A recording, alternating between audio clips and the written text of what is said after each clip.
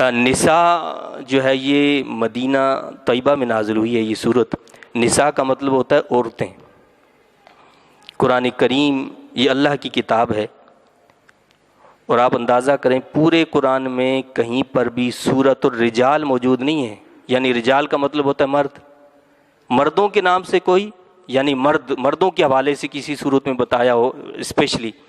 تو ایسی کوئی صورت قرآن میں موجود نہیں ہے۔ لیکن سورۃ النساء یعنی یہ وہ صورت ہے جس میں عورتوں کے لیے خصوصاً احکامات دیے گئے۔ یہ عورت کے مقام کو کتنا بلند کرتا ہے، یہ اسلام ہے کہ جس نے عورت کو یہ مرتبہ اور مقام عطا فرمایا کہ سورۃ النساء۔ اعوذ باللہ من الشیطان الرجیم، بسم اللہ الرحمن الرحیم، یا ایہا الناس اتقوا ربکم الذی خلقکم من نفس واحدۃ وخلق منها زوجها وبث منہما رجالا کثیرا ونساء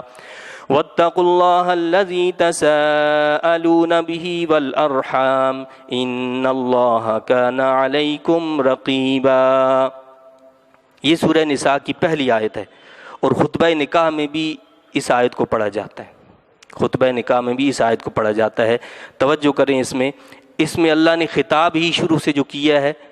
وہ ایمان والوں سے نہیں کیا، یا ایھا الذین آمنوا نہیں کہا، بلکہ کیا فرمایا، یا ایھا الناس، اے لوگو، سب کے لیے یہ پیغام، سب کے لیے، چاہے وہ اس کو ماننے والے ہوں یا نہ ماننے والے ہوں۔ فرمایا کہ لوگو ڈرو اپنے رب سے جس نے پیدا فرمایا تمہیں ایک جان سے، آدم علیہ السلام، حضرت اماں حوا، سب ان سے ہی پیدا ہوئے نا بھائی، سب ان کی اولاد ہیں، چاہے وہ مومن ہو یا کافر ہو، چاہے وہ گورا ہو چاہے وہ کالا ہو، چاہے وہ عربی ہو یا عجمی ہو، چاہے وہ کسی نسل کسی طبقے سے تعلق رکھتا ہو، اللہ نے کیا فرمایا کہ تمہیں ایک جان سے پیدا کیا گیا، اور فرمایا کہ تمہیں ایک جان سے پیدا فرمایا، اور پیدا فرمایا اسی سے جوڑا اس کا، اور پھیلا دیے ان دونوں سے مرد کثیر تعداد میں اور عورتیں کثیر تعداد میں۔ یعنی اللہ تعالیٰ نے آدم علیہ السلام اور حضرت اماں حوا رضی اللہ تعالیٰ عنہ کے ذریعے سے مردوں کو عورتوں کو اس کائنات کے اندر پھیلا دیے، انسانیت کی ابتدا ہوگی۔ تو وہ جو ڈارون کا نظریہ ہے کہ جی انسان تو پہلے نعوذ باللہ جو ہے وہ بندر تھا اور اس سے بدلتے ہوئی شکلیں اور پھر چینج ہو گیا، ایسا نہیں ہے۔ اسلام نے کیا نظریہ دیا کہ انسان اللہ کی تخلیق ہے، سب سے احسن تخلیق ہے، سب سے پہلا انسان اللہ نے جسے بنایا وہ آدم علیہ السلام ہے، ان سے ہی ان کا جوڑا بنایا اور ان کے ذریعے سے مردوں عورتوں کو پھیلایا۔ اور ڈرو اللہ تعالیٰ سے، وہ اللہ مانگتے ہو تم ایک دوسرے سے اپنے حقوق جس کے واسطے سے،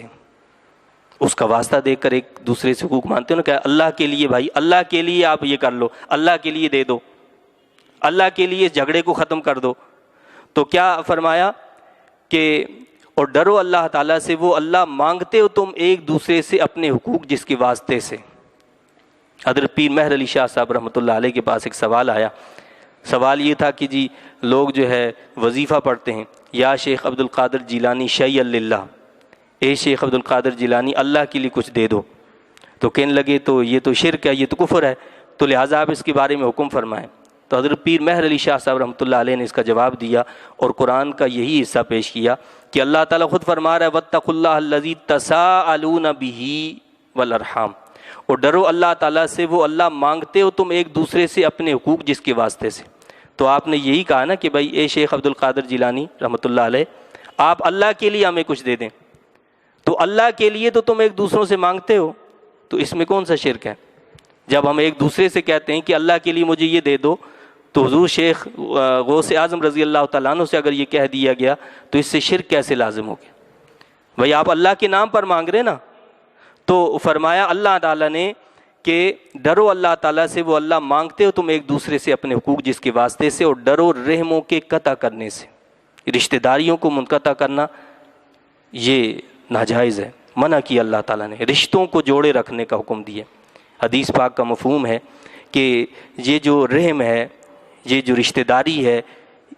یہ جو معلق رہتی ہے، اور کیا کہتی ہے کہ اگر تو نے مجھے جوڑے رکھا تو اللہ تجھے جوڑے رکھے گا، اور تو نے اگر مجھے توڑ دیا اللہ تجھے توڑ دے گا۔ بھائی ظاہر بات ہے کہ ہمارا میل جول، اٹھنا بیٹھنا، تعلقات زیادہ اپنے رشتہ داروں سے ہی ہوتے ہیں، ان سے ہی پھر اونچ نیچ بھی ہوتی ہے۔